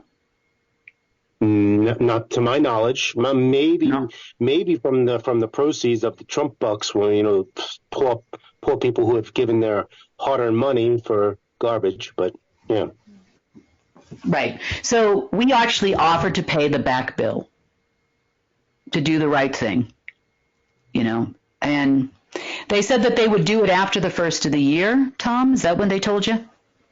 Yes. Yeah. Well, it's after the first of the year, so any time now would be great. Okay, moving on to other things. I have posted a list of funding that happened in 2012, and I posted it on the Telegram chat, the United Network Telegram chat, and this has to do with a 10-year funding plan for the entire United States. And other countries are also listed in there, but this was predominantly focused on the United States. Now, about, I think it was a couple of weeks ago, we talked about the fact that people were just learning that this was true. The other thing I've talked about in the past, recent past, was that the military generals had just figured out that all the money that went through the Omega system at the time, during the agreements, during the Dark Ages, money would flow from Alpha to Omega and then out. So they had figured out, really within the last 2 weeks, Tom? Yes. Only because it's been the information from the archivists and their actual research has shown that that money was transferred to Treasury, and that if money was transferred to Treasury, a lot of questions were had. Can that money be used? And it was authorized. Like, it wasn't authorized by the Fed, but all clearances and data and codes and everything necessary to make it live money. And I'm not sure if people know what that means, live money, but it was accessible, and they just chose not to utilize it. Most likely because they were lied to, and they were looking towards guidance from the Fed, and the Fed obviously are arrogant, and you're not going to say, oh yeah, you can use the money and just And then there's the operatives that run the Treasury Department behind the scenes. Now, right. So this particular instance was the prior time from 2012. So they had actually figured out that going all the way back to 2012, the only way the Omega system actually retained any money was because it came from Alpha. And then everybody started calling Tom, wanting to be Tom's best friend. Oh, that would be lovely to talk to Kim. Remember that statement that I made on the news? Mm-hmm. So now what you don't realize is that this funding here was actually a request from the PINDAR at the time. So remember that no money ever went to the order without whoever ran the Alpha system being present. So by the time, now I had already hit the radar due to many trips to Russia and China and everywhere else I went, Germany, Switzerland, London, you name it.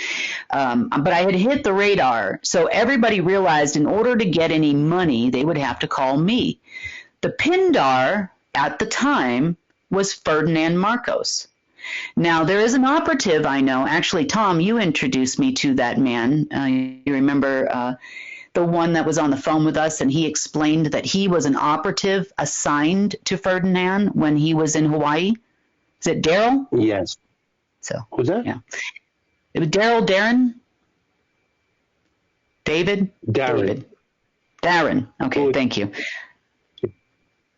So this is a conversation we had not that long ago, maybe about a month or two ago, with this person. And he told us the story about how they brought that chair, the golden chair. He physically laid eyes on the golden chair, the one that everybody tried to sit in Durango, Colorado, not that long, put their golden booty in it. Now, Ferdinand Marcos allegedly died, I think it was in the 1989 or the 1980s. In Hawaii. He also told the story about him being requesting to be buried in Arlington National Cemetery, and they refused. But it makes you kind of wonder exactly, why he was brought to Hawaii. And there's a whole story about that we'll go over in the real history too. But I have eyewitness that actually laid eyes on this man, and the fact that he did not die, he legally died to erase the past and continued on his position as Pindar. Now, what was in there, I don't know, but I personally had conversations with this party. And I personally believe that Marduk walked in and out of that man like regularly. And I think it had something to do with the ceremony in that chair. So, or at least consciousness transfers or something like that. Now, in order to prove that, I also released another letter today, which a copy of is posted on Telegram that you can see a lot clearer. Okay. And this is a personal handwritten letter to me from Ferdinand Marcos back in 2012. Now, contained in this letter that I released, he is requesting from me funding for all of the departments you see in the same folder that I've also posted on our Telegram chat, my Telegram chat, I should say, our Telegram chat. It lists every department in there where he requested every single bit of that from me, and at the time, he said it had to be done no later than July 2012. Now, what a coincidence is that? And it had to be a 10-year budget. There's no coincidences here in this world. And, I have gotten an education like you wouldn't believe in the last 15 years. 15 years ago, I was doing normal.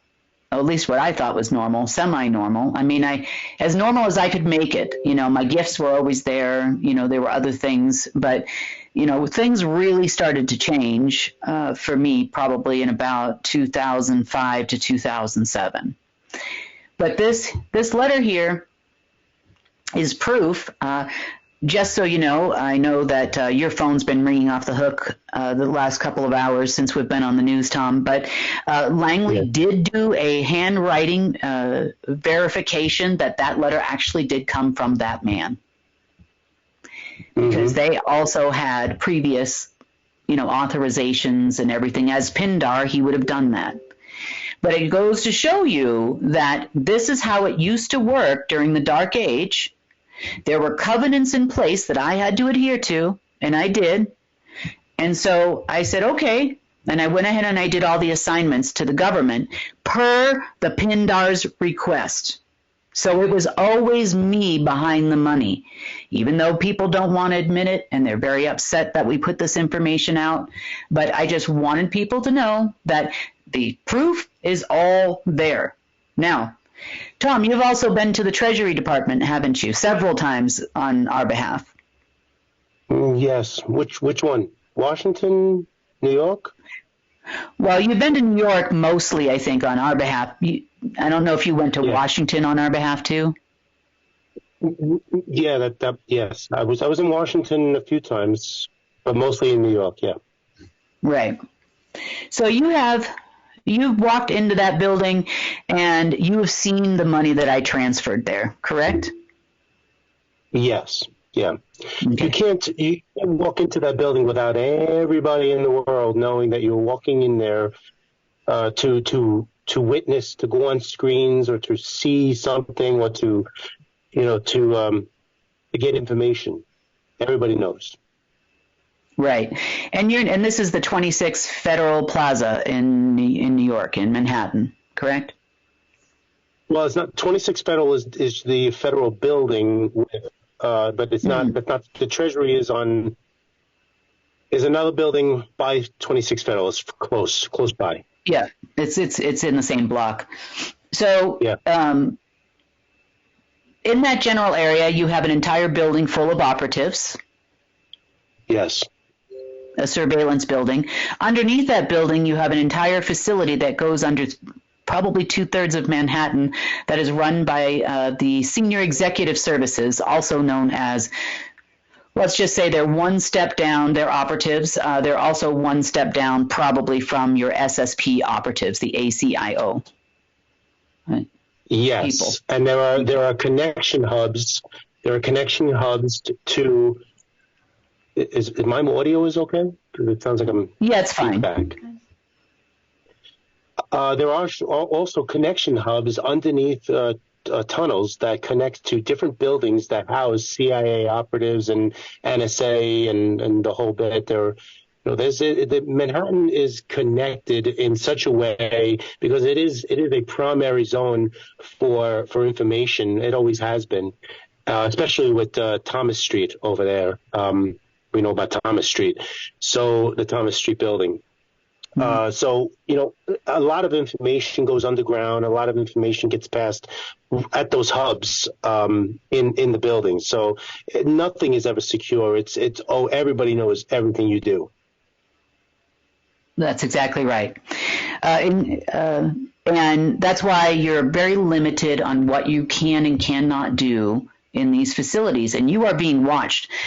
Tom, you were actually in there one time. I can't remember what we were doing. And do you remember Citadel private security company came flying in the door? Yeah, so it's when we transferred money to Treasury. I don't remember when exactly it was. We did it several times. When I went in there, at some point they had my picture up on a screen. So when you go in there, you got to show ID and you have to show your presence, and you got to be careful about what you do with your cell phone and things like that, because you're looked at as a hawk, like a hawk. Everybody watches you. So when you go in there and to try to talk to the Treasury representative, so that you can as a representative for GIA. Walking in there to witness the accounts and to see the processing of all that is very highly sought after information, and it's so that they watch you all the time. But yes, I did actually see the money on the accounts validated by the Treasury to actually utilize it, but obviously we were never able to. We were not. The Treasury utilized their portion, but we were not permitted to. Yeah, I don't know that. I don't know that for sure, but I would think so, because they did have access. Right. Well, you could remember another incident. Remember when there was about $5 billion that was due? It was a small nominal amount, and we had to transfer it over to a contact at the Treasury. It's actually Tom's contact. Yeah. And that was an emergency thing. I'm sure they spent that. Yeah, I mean, if we would have got a penny, 5 cents for every dollar we sent over there, we wouldn't be having these issues. But they would never allow us to have any of it, or not that the Treasury people are bad people. It's just the handlers and the agencies behind them, and if you do this, you're going to lose your job type of threats and pensions and what everybody's worked for. And so a lot of it is done to protect themselves, even though it's the right thing to do, to pay us and to allow us our fee, because that's what's always been done. They just get threatened not to. Right. And during the Trump administration, I paid the full budget twice. So I'm sure they spent that money. If you see the new CARES Act, we know where that money went and where it came from now. So you can kind of connect the dots on what's happening here. Now, I know Tom is a Boy Scout. You got to love Tom here. Because he's a Boy Scout, he will not get anyone fired from Treasury. No. So, and because he's not a liar, doesn't want to lie to you, he didn't do the old, I cannot confirm or deny if they spent the money or not. So he's just leaving it at that, and that is the reason why. Is that pretty correct, accurate, Tom? Yeah, I'm in the business of making friends and not making enemies. Making enemies doesn't allow us to do our job. Even though there's so many good people that are working in these government positions that want to do the right thing, but it's difficult for them. It's difficult for a lot of people because their hands are tied and they don't want to lose their pension. I feel bad, I do, and so that's why whenever it comes down to asking them for favors, it's a pretty big thing. Right. So because of Tom's network and our networks collectively in totality, I would say that this is predominantly, our let's just say how we get all the information we get. My key intelligence and military system does a great job at that as well.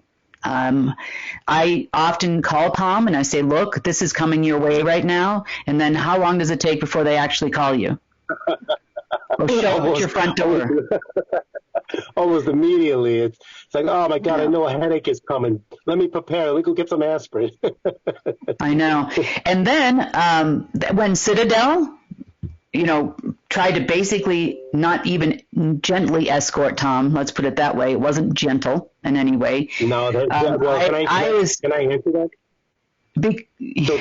I texted you, run. What? Yeah, you remember me texting you, run. They're around the corner. Here's where they're at.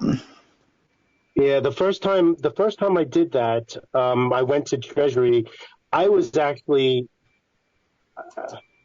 not kindly escorted into a car and driven away a few blocks and let out, not harmed, and just let out and said, don't go into that building right now for whatever reason. They were trying to protect me or they were telling me, stay away. Don't go in there.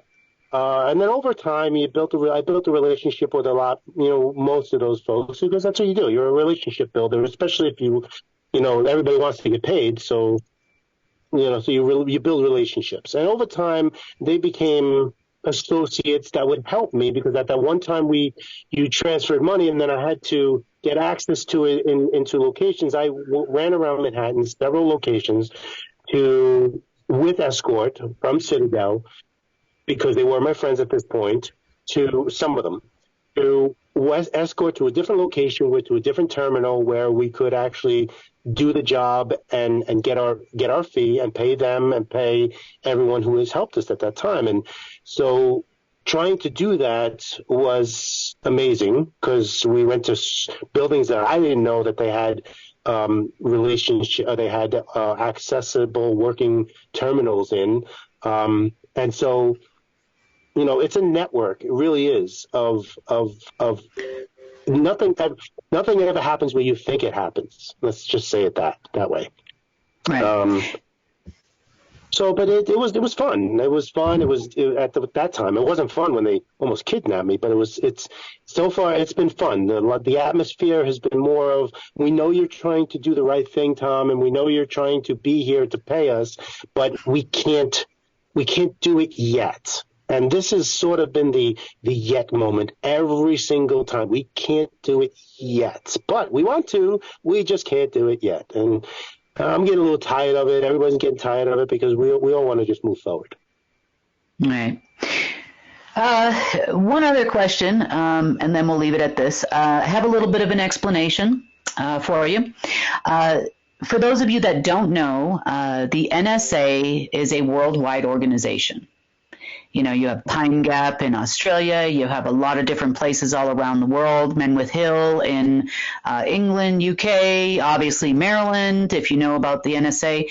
But the NSA is a unique organization that never worked for the government. Sure, they present themselves as a United States government agency, but that is not true. The NSA actually worked directly for Marduk.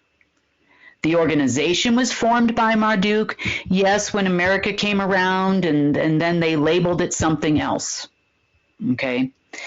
Just like the GIA has been around for thousands of years, it just wasn't officially called the GIA until the 1940s, okay? So, and I know this because he also is the one that created the division called the ACIO. Now, the ACIO is a division of the NSA. Their job was to make sure that balance was being maintained in the cyber world, essentially. They were cyber people. They had more access to things like the tetrahedrons, you know, the dueling tetrahedrons I did in the financial video and those types of things. So they did have access to that stuff, okay? That is the reason why they know who the 15 militaries are, and they actually post them like they're good people on their website. Now, in our last news, we discussed the gentleman named Saif, who is part of Monarch, also part of the Shadow Group. You know, he works with both. And I can tell you unequivocally, they are not good people. Those militaries are not good people. But that is who the NSA is, the ACIO is, and how they were formed. Now, over the last several years, they can see a lot of changes happening here on Earth, and nobody wanted to listen to them. So a lot of them have gone rogue and underground. Not bad people, you know, they have a lot of information, but that's where they got it from because they were direct to both sides. So they had higher access to than any other human on the planet, except for maybe some SSP operatives, secret space program operatives, to information. Now, number one, the ACIO has computers compatible with the Alpha system, and we have had direct conversation. That's a fact. Number two, Tom, the archivists also have direct access to the ACIO, correct? Absolutely. Absolutely. Yeah. So, have you ever spoken to the ACIO? Other than the daring guy we talked about. Yeah. Yep.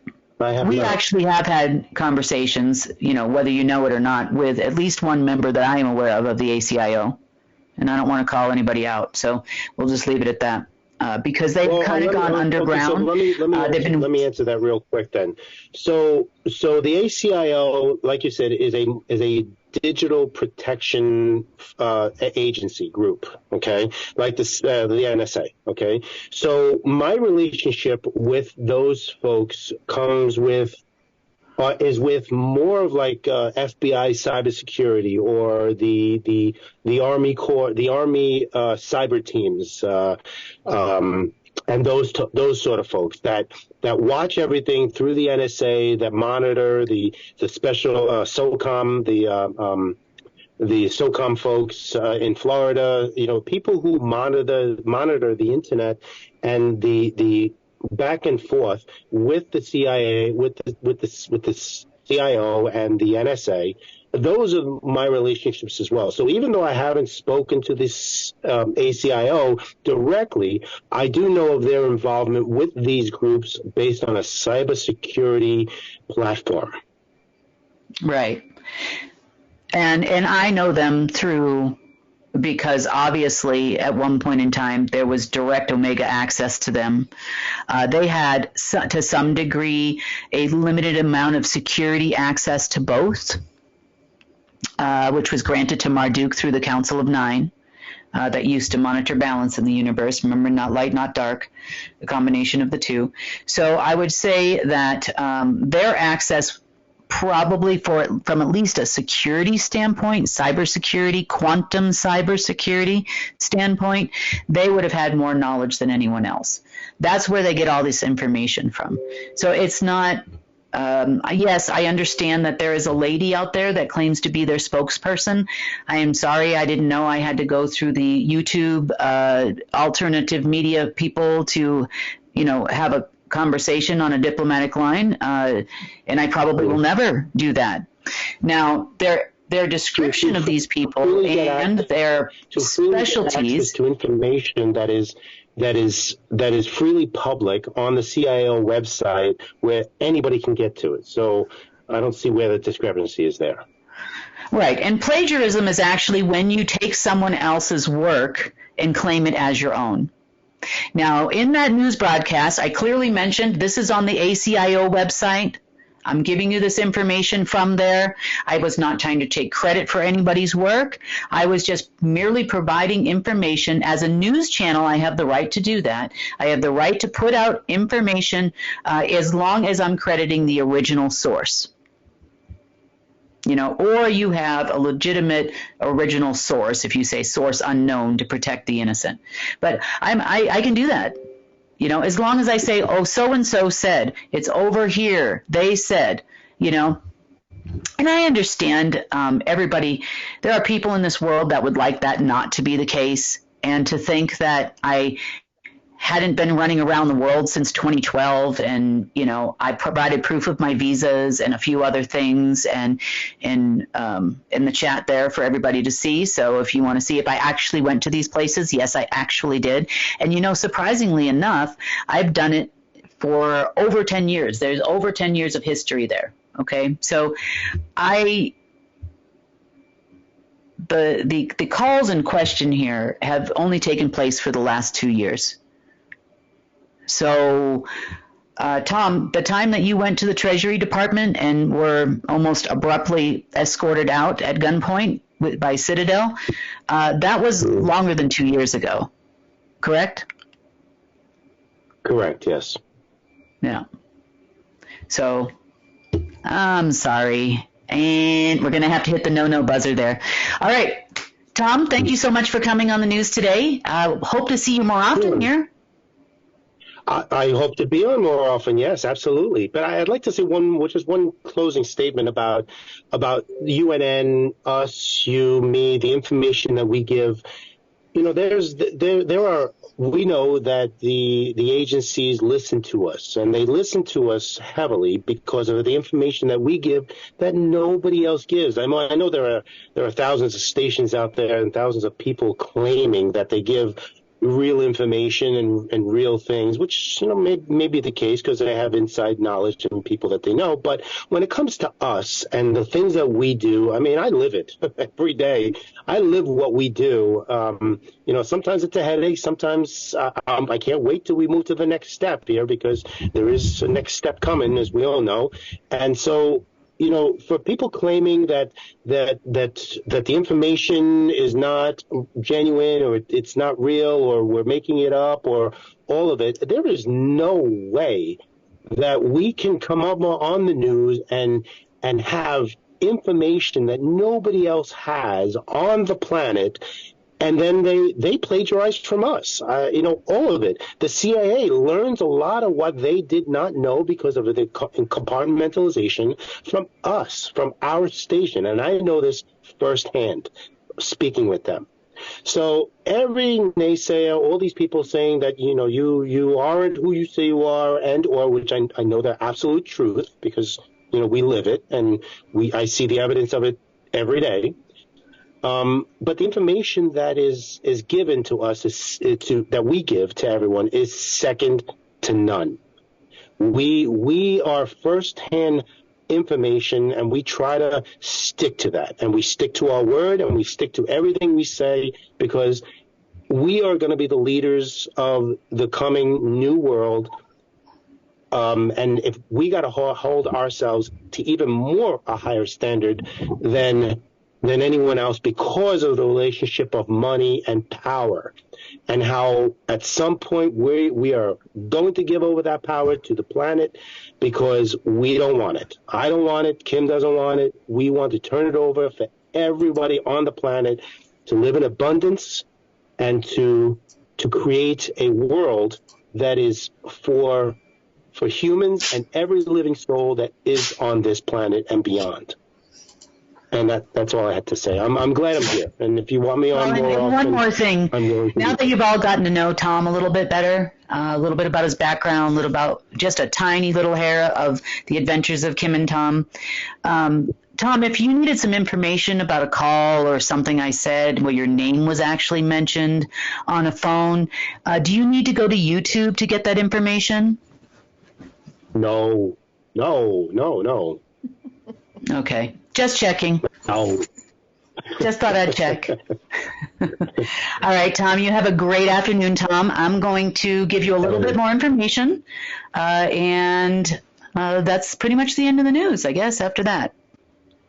Sonny, thank you so much for everything. I love you, and I love all the followers, and we have nothing but some great things that we're going to be doing. I was on the chat on the new the Zoom call the other day, and just the power and magnitude of the people that are coming forward now to build a new society. I'm in awe. I love all of them. I think we are definitely in the right direction, and now we just gotta kind of get money through and get it all done and put a nice cherry on top of everything to begin this new world. And I'm looking forward to it. All right. Perfect, Tom. Great. I have some other great news to share with our viewers. Yeah, go ahead. We have our website up and running. Okay. Yep, not the app yet, but our written news website is back. You can see it looks a little different than the other one did. It has a little bit of a blue background. Thank you so much. I just wanted to give a big shout out to Zolt and Raquel for putting this together for us for a second time. They actually built our first website that is no longer ours. But if you're looking for us, you can find us at unitednetwork.earth. This will also be where our new app will be found once it's being built. We just got the contracts and everything signed for the new one yesterday, so we can begin coding that hopefully in the next day or two. So we're really super excited about that. The sponsorship link is up here at the top. You can sponsor UNN if you so choose to. With your business, or you can sponsor personally and just send us a nice note or send the whole team a note. Just thank you for all their hard work and keeping everything up and going. So that would be wonderful. And if you want to pay for your sponsorship, you can do that through that link as well. So that is our website. It's back. We are looking forward to creating a good framework for not only video field messenger reports, but also written articles very soon. I'm so excited about that. That's new. Yeah. And we have a lot of new things coming for our field messengers and our news to grow this section.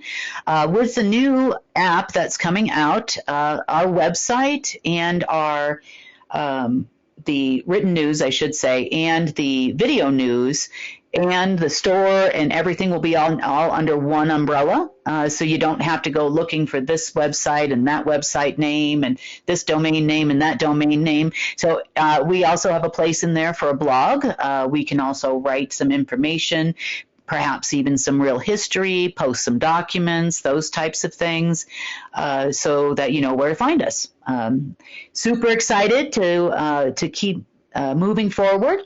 and super excited to share with all of you on Telegram. So if you are on Telegram, you can pick up all those documents that we talked about in today's news. If you're not, you can always just join real quick, find us, and take the documents and run and get out of Telegram if that's what you want to do. But that's where they are for now. I could possibly also link them to this website. I might be able to do that too. But we were more focused on getting this up and going. So congratulations, Zoltan Merkel, you did it again. Yay. You did not disappoint. In less than 1 week, you had the whole website rebuilt, reconstructed. Yeah. You know, they did such a great job on the last website. It was amazing. And now we have this one up in less than a week. So I'm so happy. I am too. And it looks fantastic. I love some of the small changes that they made to it. Yeah. It really pops. I love it. Yeah, I like that blue background. So you'll know you're in the right place because our old website had a white background. This one here has a blue background. It looks wonderful, and I just wanted to share my appreciation for our teams and our production team and the way everyone has just stepped up. It's been all hands on deck to keep everything running and to keep the news going out for you. And so we appreciate you. And we appreciate all of you too. So I'm so excited about the future. I'm watching the chats too on occasion when I can. The majority of people on there are actually moving forward. They're developing plans. The new Center for Health and Wellness is going to start sending in some articles to us to post for all of you, some tips, that kind of thing that's easily accessible, and also sharing with you practitioners and certain other types of alternative types of healing you might have never heard about. So looking forward to hearing from the Center for Health and Wellness. We'll also have other centers in the very near future, but we're doing it, guys. So we are. Big round of applause for everyone and on the teams and all those who volunteer. A big thank you. And yeah, moving on up. That's right. I'm excited. All right. Me too. Lots to look forward to in the new year. We do. You know, I just like to, I mean, it was good actually because, you know, it gave me an opportunity to, gave all of you an opportunity to speak to Tom for a little bit. I know you've seen him on the threads. Yeah. And for me to pull stuff out of my archives of archives and you know, to show you how it all functioned and put all the pieces together so you can understand it. So it was a good thing, you know, definitely a good thing. Mm-hmm. But and I can tell people are enjoying it on the Telegram chats as well. When you post stuff, it's like, oh, Kim dropped something else. This is really exciting. It's our real history, right? So. Well, I dropped them there for everybody who's watching this right now. But I also dropped it there because, you know, when some bad news or gossip, people love gossip. You know, maybe that's why mainstream news does so well. They like to hear about all the bad things about bad people to do bad things and whatnot. But, you know, one of the calls I got late last night was about the CIA wanting to know if I was a hologram. Oh my gosh. So I'm like, no. Well, yeah, we've heard this before with the AI comments, right? Yeah, I know. Well, the reason why is because they want to know how I can travel, you know, and do all the things that I do because all their communications with others have always been by these hologram phones. Like we told the story a couple of years ago about Trump in Greenland, and I answered the phone. Well, I answered the hologram phone, sure, because I can, because I have access to that Stargate communication system and the Stargate system in general. But that doesn't mean that I'm a hologram. I mean, you know, they're in movies. You've seen the holographic phones and, you know, it's a projection and that kind of thing. I mean, what's the difference? So it's okay. We're all going through a lovely learning process here. And today, all of them, you know, as soon as you put something on Telegram, we all know where it goes. As soon as you're talking on a Zoom call, we all know where it goes. You know, that's what I'm trying to say. I mean, releasing hours of conversations that all these people have already heard, including Tom, is like old hat. Nobody cares. Yep. So with that being said, I think that wraps up our news today for Friday, January 5th. Awesome. Well, thank you, Kim, and thank you, Tom. I don't think he's on anymore, but thank you both for joining us today. And that wraps up today's newscast. Please share UNN with your friends and family. We need everyone to come together and help restore our planet. When news happens in your area, record it and share it with us so we can help you share it with the world. Remember, if it's going to be, it's up to me. I'm Sunny Gold. Join us Monday, Wednesday, and Friday for the real news.